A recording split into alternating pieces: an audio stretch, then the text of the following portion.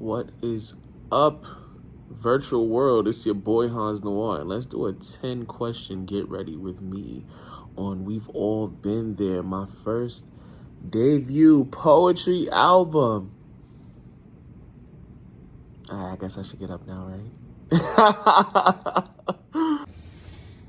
America, I am vertical. And let's get right to it. What was the inspiration for this poetry album? We've all been there. I wanted to do an album in 2020. Of course, the pandemic hit. Things didn't go as planned. At first, it was supposed to be a music album. It wasn't even supposed to be a poetry album. But as time progressed and as circumstance and everything started happening, I was just like, I wasn't really with the music album anymore. And I knew I wanted to put out a project that really spoke to the people and spoke to what we were going through in real life situations and circumstances. So 2022 was a really rough year, a lot of transitions, but I was writing, I was heavy writing. 2023 came and I was like, you know what? I had started recording, I think as early as December 2022, I started recording. And then I went back, I listened to things, I put things together, and then I got fired. I got fired from my job, y'all. A job I put in a lot of time and effort at. And usually when I go through getting, fired or ejected from a job, I'm like, feeling this gut-wrenching, oh my God, life is over. But this one felt different. It was just like, okay, well, it was basic anyway, so what are you gonna do with yourself? What are you gonna do now? What are you gonna do next? And I started recording, I guess, the pieces to piece together what I had already done. Because when I first laid the groundwork and the framework for the album, it was only supposed to be 12 pieces, yeah. Like, it was only gonna be 12. I was like, I'm gonna play it small. But then I had went through and listened to all of my recordings and the things I had done over the year, and I was like, okay, this tells a story now. And that's how we've all been there. That was the inspiration, circumstance, getting fired, just going through things as a man in this life. And I hope that that's what translates into the artistry. I just want y'all to know, anytime y'all see them colored lights, I'm doing something, okay? It's a problem if them colored lights is This is where the magic happens. What are some of the pieces that are closest to me? Let me pull out my handy dandy sketchbook that I wrote down everything for the groundwork. I don't know why I wrote everything in the sketchbook, but oh my God, first of all, I don't know why I tried to draw myself. This looks nothing like me. But yeah, I write down, I just wanted to use my rubber stamps for the album. But what pieces are closest to me? Out of the 22, let's Do It. That's my shit talking piece. Like that's a little spice. It's like, make sure you fantastic, boombastic. They want your spot, but they can't have it. Yes, that Do It. Most definitely. That was to boost my confidence and everybody's confidence, right?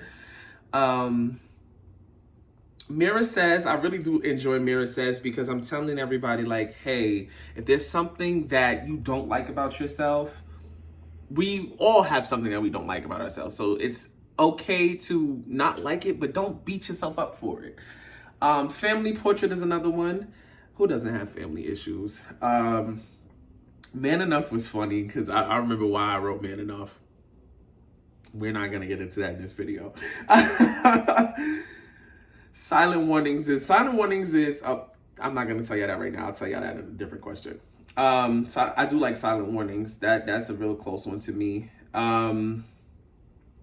Getaway, I can say, was another one that was really, really, really close to me. Stained Garment. Let me see. Thank y'all was fun, and it was just an homage to everybody who I feel like was a part of my creative process for this album. And lately, honestly, was kind of the beginning lately I knew 2 weeks before I got fired from my job that I wanted to do something else. I didn't want to be in that realm, that space anymore. So those are the ones that are the closest to me. We about to get ready for a shower, y'all, so I'm gonna take y'all with me. All right, but we gonna. What advice would you give poets who want to record? This is too hot. Who want to record an album?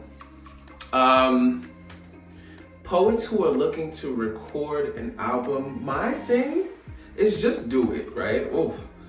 Don't listen, the buckshot do rag, y'all better not do me.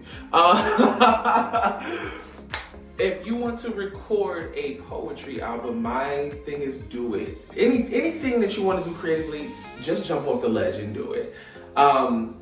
Don't wait to be supported by followers and viewers. Don't wait to, because you never know when something is going to slap or when something is going to hit well. Like, I think perfect example, I just read something the other day that Tupac got, I think he's getting Grammy nominated for something he did 27 years ago. You never know when something is going to resurface and when something is going to have its moment. So I don't go into anything thinking like, oh, I shouldn't do this because I'm not popping. I don't have those types of, because first of all, I'm always popping. If I got followers or not, okay? you see the material, you see the beard. The beard's not bearding right now, but after I get out the shower, it will be bearding. But legit, it just have enough confidence in yourself to put out your work. If you do not feel like you are connected to the work, that means it doesn't need to see the light of day. And a lot of people just put out, whatever. I think for me, it's a little bit more intentional. I go through periods where I really don't put out anything, but then there's sometimes where I'm like hyper focused and I'm like, okay, you know what? God is airdropping this and I need to put it out. So just, if you want to record a poetry album, before you even go to, I don't know how you're gonna do it, try to do it yourself or talk to somebody to produce it for you, sit with yourself and sit with your artistry. Before you do anything, before you record, before you have to learn yourself. You have to know what conversations are going on in your body for you to really, really grasp what the point is of the body of work. So what I mean with sit with yourself, if you are recording or you're just getting into recording or you want to learn mixing and mastering, sit with yourself, go through the trials and errors, get frustrated, feel defeated, come back harder. Like if you're writing organically from ground up, right? Sit with your words, see if you're being too wordy, see what you can take out, what ideas you can clean up with a nice metaphor, a nice bar, and it be cohesive. I think cohesive writing is so beautiful because you learn not to strip the things that don't need to be there. So that is what I would say to any poet, musician who wants to put out an album. Sit with your work before you do anything, and then approach it with that natural zest. Question 4 is probably going to be a short answer. What challenges did I face while recording? We've all been there. I don't really think there was any. There was one. Actually, I'm lying. There was one. So the recording process was easy because I had been sitting there. This project is 100% produced by me, so it didn't take, I didn't have a whole bunch of outsourced energies and things like that. So I knew the sound I was going for. I knew what the point was. But I made one little faux pop that actually ended up working out pretty well for me. And, oh, that's hot. Okay. It worked out pretty well for me, which ended up being at the end of Love Don't Fade, there's like a 2-minute silence. And okay, it wasn't supposed to be there, but here's why it works out, because as the love fades, you're waiting for the love, so it actually does work. And shout out to my best friend Victor for giving me that. I did not come up with that. That was all Victor B, y'all, all Victor B. But it actually worked really seamlessly on the project because you hear love don't fade, and then it just fades, and you're like, wait, where did the love go? Like, what the fuck though? Where the love go? 5, 4, 3, 2, let one go. But that was my only little, I guess, slip up while recording the album. It really didn't, you know, I really didn't have many issues. But let me see. Let's get in the shower. What's something I would have done differently? I don't necessarily think there's something I would have done differently. As far as the album goes, but I do feel like something I would have done creatively over the last couple of years of my poetic career, because it's going on 6 years now. I wish I wouldn't have had so many reservations and objections beforehand about my own work because of how many different hands was in my pot. As an artist, as a creative, sometimes we have people telling us that things are not good, or that the ideas need to be tweaked, or we need to do something different, you know? And I really wish I would have just had the same creative confidence that I have now. But as far as the groundwork for this album, or, you know, how everything panned out for this album, I'm actually really, this is one of my greatest accomplishments because I didn't wait. I didn't sit here and say, oh, it's not gonna happen for me, or be scared or anything like that. I literally just, I jumped off the bridge and I did it. And I don't regret that decision. Like, at all. So, there's nothing I really would have done differently. I wouldn't have done anything different. I love this album. I love this body of work. I love what it symbolizes. And yeah. Oh, gosh. That was nice. That was a nice shower, y'all. That was nice. What gets me in the mood to write? Honestly, I think, as I showed y'all earlier, it's something about my ring light. I got that ring light from Walmart, y'all. It was $27. Get you one.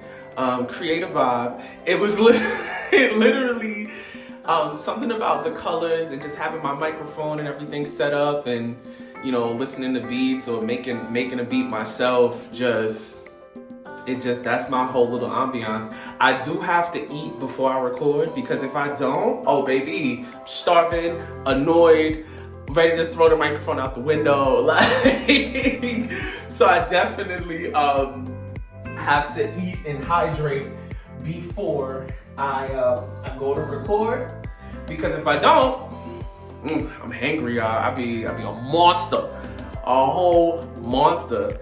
And you know what's crazy? I really came in here with no clothes.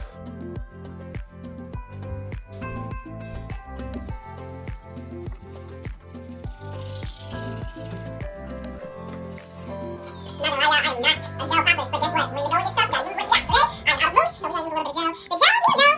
I just don't know. Me and gel are not friends. Like right now, I can always last night, and I feel like I shouldn't have to do all this again. With Moose, I don't have to do that. Moose is that raw. Moose. Shout out to you, Moose. I'm creating Moose. But Madam CJ, cuz. Listen, Moose is doing that, girl. No. Me and gel? Me and gel are not friends. Let me moisturize this face, get this beard together real quick so we can go make some breakfast, because I'm starving and I can answer my last 3 questions for y'all. Key to a top tier face, fellas. Get into skincare. Do not think that it is, and it makes you a little fruity loop to keep yourself nice, okay? This is my little concoction for a top tier face. Alright, boom. Shea butter. Shea butter. Absolutely. I love using this on my face. As you can see, I am a believer because this is on the top. And I like to mix a little piece of shea butter with my sunscreen. Yes, this is Walmart. Do not sleep on. It don't say great value. This says equate, baby. Equate. Do not sleep on equate. I do like some of the Walmart's branded products compared to some of the top brands, depending on what the product is. Sunscreen. This kept my face nice and my pores small. This combination, because my pores open up nasty in the summertime. Nasty. Okay, Troy? So just mix a little bit of that. Just shea butter. I might use way too much sunscreen now, but it's okay. I'm gonna put it in my elbows. Or I might just slide in this container and I shouldn't even in the first place. But this is my top tier combination for the face. Okay, guys, okay, now we good. That's one time. Okay, guys, you see the dewy glow? Not the stuff in my, yes, face. Absolutely face. Don't put too much on my face right now. Yes, as for my beard, it's no real secret to having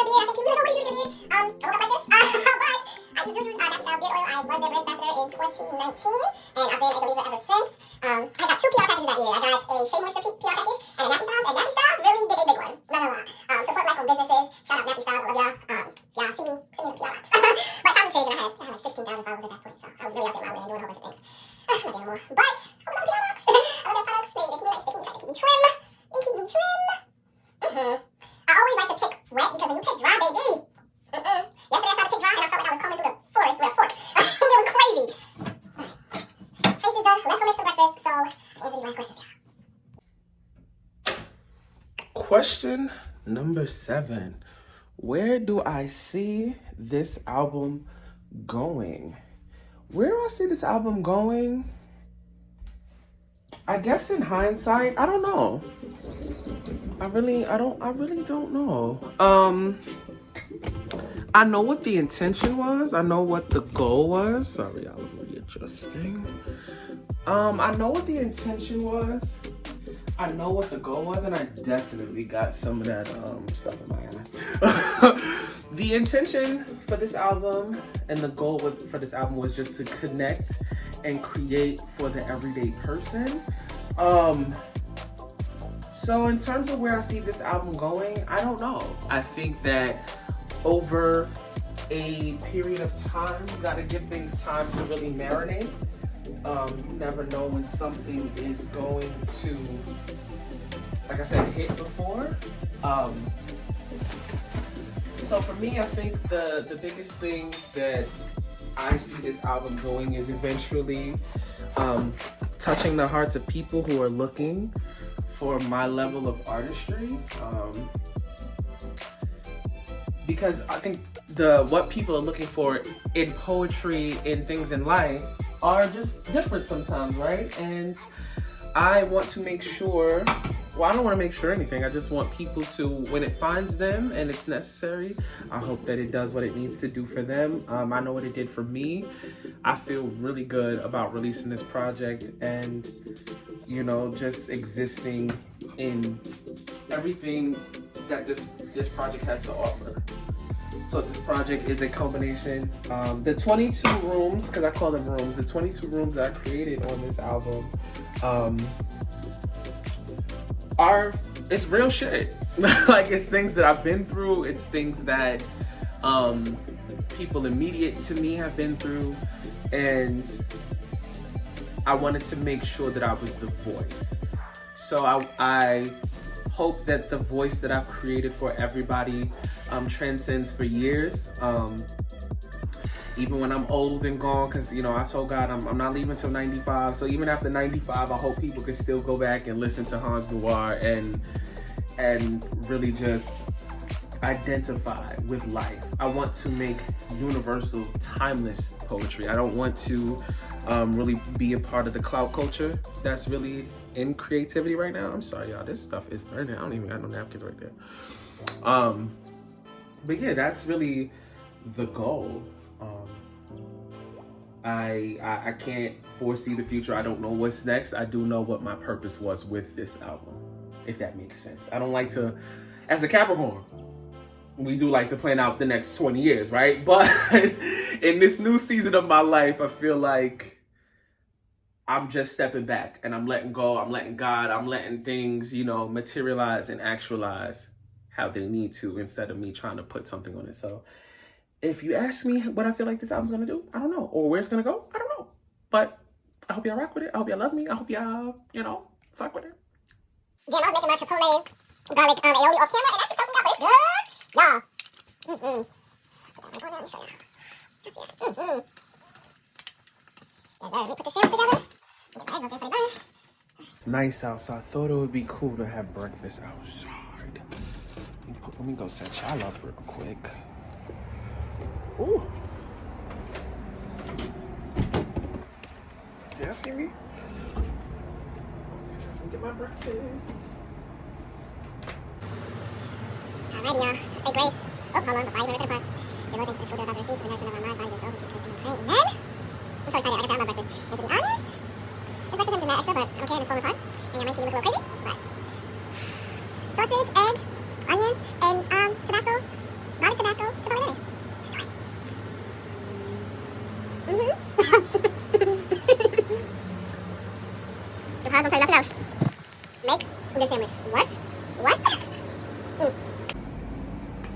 One of my favorite questions. What does the cover symbolize of We've All Been There? So I'm from New York, native New Yorker. So I wanted the cover to be this dystopian reality that just looks like everything is going to shit, right? But I wanted it to be so many different things going on. So there's like 6 different versions of me on the cover that I just kind of blacked out and made a cutout and doing different things. So there's like one of me in the gym, there's one of me in business attire, there's one of me sitting down. And you can't really tell in the cover because of the way I distorted it, but I just wanted different people in different scenarios to be a part of this dystopian universe. So that's what I did. And the back cover is me in Central Park. The same concept, different me's in Central Park. And it's like a snowstorm. I wanted each cover to symbolize a different type of dystopian universe. So there's the one that can be destroyed by fire and chaos, and then there's the other one that's cold and brutal. So that was the goals for the covers. Yeah, that was, I feel like it was genius, brilliant, love that idea, love it for me. I do not, like I said, this album for me is so special and personal that there's nothing that I regret or would do differently. Like I am anticipating the second album, just because I had a lot of fun self-producing my first one. The tea is hot. Question number 9 is a little spicy too.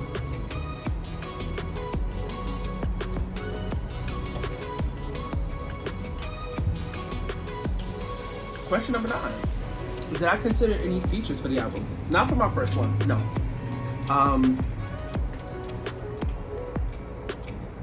My first one, I just wanted strictly me creating different rooms, creating different scenarios. When it comes to me and doing features and stuff, I only really do features with people who align with my morals as a human being and my creative direction. So if we don't align in those two, because it's both, if we don't align in both of those, then you can't feature on my work, and that's that. Like, I don't care how good of a poet you are, I don't care how famous you are, I don't care how much clout you got. If I don't like who you are morally, or I don't like what you stand for as a poet, never. It's never happening. Yeah, I didn't think about any features for this album. My next one, I have something I call a creative council or a creative tribe. I do want my tribe on my album. So that's my Destiny, my Victor, my Kerry, my Amethyst Siren. Shout out to her. Yeah, I have a lot of people on my creative council that I would love to feature. Lilo Mars in New York, The Everyday Bite, I love TJ. Poets here in Charlotte, French is dope, Sir Abstract, dope. It's a lot of dope people that I would love to feature on future albums, just so that we can leave something here for upcoming poets. It's always a squirrel out here. Sorry, I be sidetracked. Squirrel, like they be heavy out here in North Carolina. There are a lot of dope. Oh, San Antonio. There's San Antonio poets that I love too, that I would love to collaborate with in the future for different projects.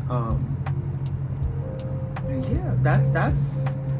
I think that's one of the most important questions. Like when you think about features, like what's the process of picking your features? And it's really important to me that you are a decent human being. Like you don't gotta be 100% because there's no such thing as perfection, right? But I do feel like we need to creatively kind of be on the same page if we're gonna work together. And I'm sorry, I don't want everybody vibes and intentions on my work. I did that one time, biggest mistake of my life. So now, if I don't align with you creatively or morally, no, hell no. I always bring 2 beds with me. Tea and water.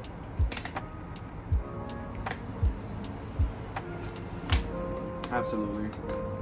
Absolutely. I'm at my last bite and my last question. Question number 10. What is next for Hans Noir?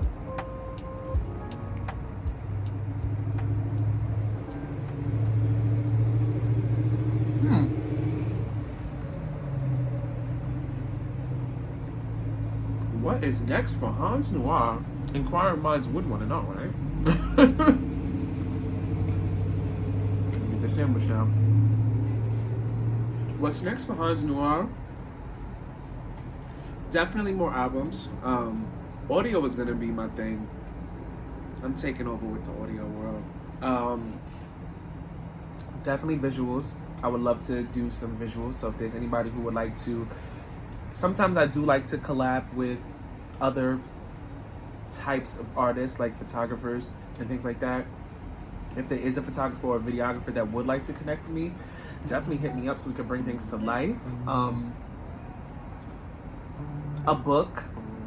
I told myself that within the next 2 years, y'all are gonna get a book from Hans Noir because it's just time. It's 6 years in almost, and I'm really in a good space that is ready to share, ready to put myself out there in a different way.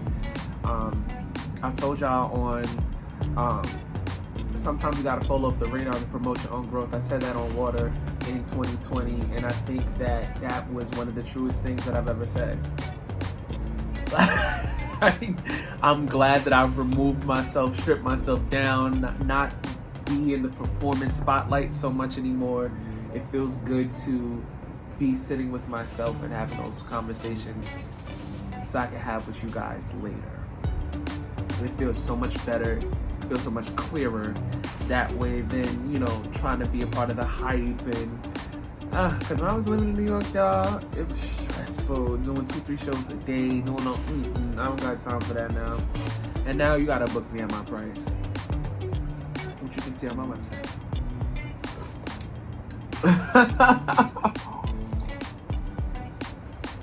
But speaking of, I gotta drop the actual.com. But y'all don't do me. It's done. It's just I don't know why I didn't post it, but I'm gonna post it this weekend. But thank y'all for rocking with my Get Ready With Me. Y'all are amazing. Make sure you are streaming, listening to We've All Been There on all streaming platforms, YouTube, and listen to my podcast, the Noir Podcast. It comes out every first and third Fridays.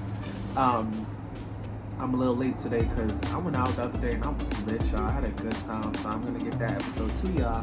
But thank y'all for rocking with me. My little Get Ready With Me, and I hope it didn't look too fake. There's some parts that y'all wasn't gonna see. I was not seeing me get out the shower because again, there's some things you gotta pay for in life. And if you want to see me in other places, you gotta pay. Okay? No, I'm joking. I love y'all. Thank y'all for rocking with me. Continue to stream. We've all been there. Anything Hans Noir forever, y'all. Forever. Poetry is a love of mine. It's a never-ending transformation. It's a never-ending journey. It is a beautiful experience, and I want to have it for the rest of my life. And I hope y'all do too. I love y'all.